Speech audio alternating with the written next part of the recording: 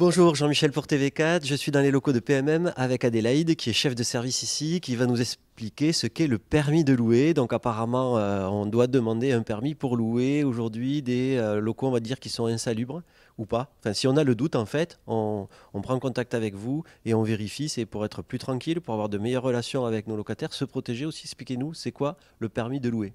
Alors, le permis de louer, ça concerne 14 communes sur le territoire de Perpignan-Méditerranée, dont la commune de Perpignan, qui gère avec ses propres services le dispositif. Et nous, Perpignan-Méditerranée, on gère pour 13 autres communes.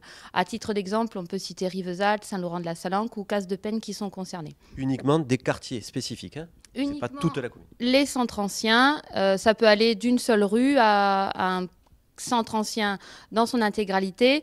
C'est fonction en fait de la qualité des logements à la base. On a été donc vérifié sur place avec les mairies, l'état de dégradation du parc et derrière on a zoné donc des périmètres pour le permis de louer. Donc le permis de louer pour Perpignan-Méditerranée, c'est avant tout l'autorisation préalable de mise en location du logement. Donc chaque propriétaire est dans l'obligation de venir nous faire une demande d'autorisation avant de mettre en location. Voilà, donc si, pardon, je vous coupe, mais si vous avez un bien à louer dans ces zones-là, vous êtes obligé de demander une autorisation. C'est quoi l'intérêt d'avoir cette autorisation pour le propriétaire? Alors tout Mais d'abord, déjà d'être dans les règles, parce que je crois qu'il y a entre 5 000 et 15 000 euros d'amende si on ne le fait pas. c'est ça, oui, il y a une amende derrière. Bon, c'est quand même in extremis, en dernier recours, l'amende. On essaye toujours de trouver un moyen avec le propriétaire de...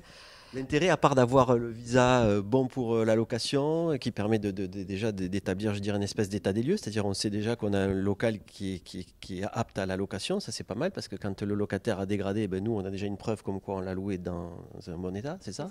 Et il y a d'autres avantages, on va dire? Oui, après, ça permet par exemple aux propriétaires, nous c'est ce qu'on essaye de leur expliquer aussi, de prendre un peu de recul sur la qualité de son logement. Parce que par exemple, il va faire un très bel enduit, une belle installation cuisine, et puis il va pas se rendre compte qu'il manque un truc tout bête, mais c'est la ventilation dans la salle de bain. Et après plusieurs mois de location, si jamais le locataire chauffe pas suffisamment, on va se retrouver avec de l'humidité. Donc tout ça, on va essayer de lui expliquer sur des points quand même assez précis, mais non. On va pas non plus aller chercher la petite douille électrique qui manque. On va trouver toujours un compromis avec le locataire. Donc en fait, ça évite, je dirais, des problématiques qui peuvent arriver dans le temps et qui seront peut-être plus coûteuses et plus ennuyantes pour le propriétaire, c'est ça que vous voulez dire? C'est ça. On essaye avec lui de voir comment on peut avoir un logement de qualité qui réponde aux normes. On vérifie aussi les diagnostics techniques qu'il doit nous fournir, l'amiante, les termites. Et puis derrière, ça permet aussi au locataire d'être certain de louer un logement correct. Donc c'est aussi dans la relation avec son locataire que ce dispositif va permettre au propriétaire d'être quelque part dans une relation plus sereine. Dans ce permis de louer, le loyer n'est pas encadré. On loue, ça permet peut-être aussi d'augmenter le loyer si le logement est mieux, je dirais.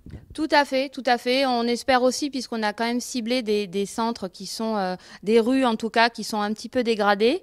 L'idée, c'est aussi d'améliorer le marché immobilier sur ces secteurs avec les communes. Puisque derrière, on a aussi une politique plus généraliste de réhabilitation des centres anciens qui se met en place.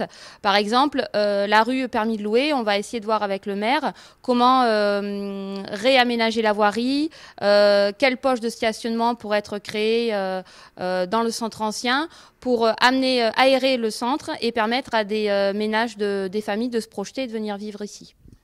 On va vous mettre les liens pour retrouver toutes ces informations, les documents éventuellement à remplir, à télécharger, un numéro de téléphone pour se renseigner, juste en bas de la vidéo. Merci Adélaïde. Au revoir.